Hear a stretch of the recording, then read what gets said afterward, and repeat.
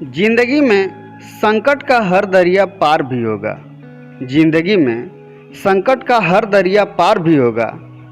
थोड़ी सी हिम्मत तो रखिए जनाब, एक दिन चमत्कार भी होगा। उत्साह उत्साह एक छोटी सी प्रेरक व मोटिवेशनल कहानी है। कुछ परिस्थितियां इंसान को तोड़कर रख देती हैं, तब उसे लगता है कि अब कुछ नहीं हो सकता। चारों तरफ से फंसने के बाद समझ नहीं आता कि बाहर जाने का रास्ता कौन सा है। चारों तरफ अंधेरा ही अंधेरा महसूस होता है, जिससे अंदर ही अंदर आदमी टूट जाता और निराश हो जाता है। उस समय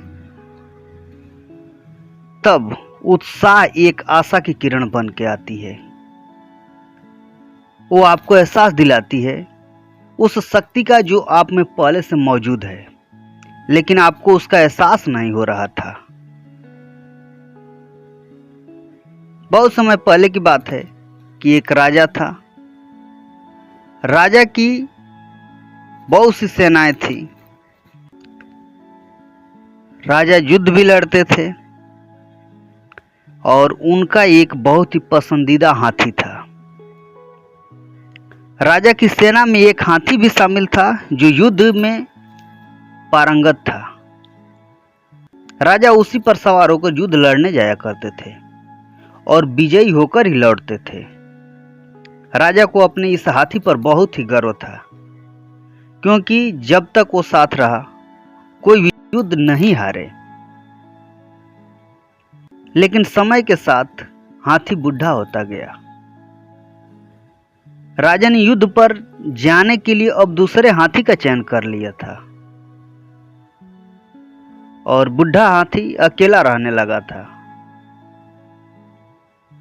एक दिन घूमते घूमते वह गहरे तालाब की ओर चला गया और जाकर दलदल में फंस गया।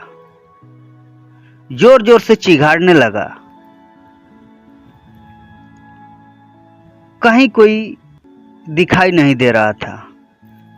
बहुत देर तक जोर जोर से चिघाड़ा तो उसकी आवाज सुनकर लोग इकट्ठा हो गए। राजा और मंत्री तक सूचना पहुंचाई गई कि उनका प्रिय हाथी फंस गया है। दलदल के बीचों बीच में उसको कैसे निकाला जाए। राजा मौके पर पहुंचे और उसे निकालने की हर संभव प्रयास किया। अनेकों जुगाड़ लगाए, लेकिन कोई फायदा नहीं हुआ। आखिरी में किसी ने राजा को बताया कि एक बहुत ही ज्ञानी महात्मा नजदीक ही रहते हैं और इस जंगल से गुजरने वाले हैं। क्यों न हाथी को बचाने के लिए उनसे कुछ सलाह ली जाए। राजा को बात जंची। कुछ देर सोचने के बाद वे स्वयं महात्मा जी के पास गए और पूरा घटनाक्रम बताया। महात्मा ने जो उपाय सुझाया उसे सुनकर हर कोई चौंक गया, एकदम अचंभित हो गया। अवाक हो गए लोग।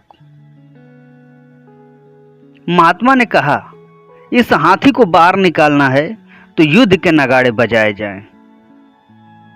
राजा के सिपाहियों ने ऐसा ही किया और जैसे ही नगाड़े बजने शुरू हुए, हाथी में जोश आ गया, जुनून आ गया। एक अलग ही जज्बा उसके शरीर में महसूस हो रहा था और उसके पैर तेजी से चलने लगे। वह बिना किसी की मदद से खुद ही दलदल से बाहर आकर दौड़ पड़ा और युद्ध के लिए तैयार होकर आगे बढ़ने लगा। कहानी से सीख।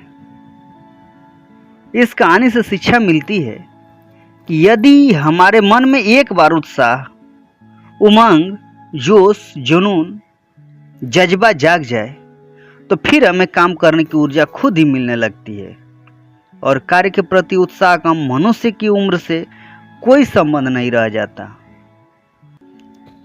किसी भी उम्र में जब जोश, जुनून व उत्साह जगता है तो हर एक असंभव कार्य भी संभव बना देता है।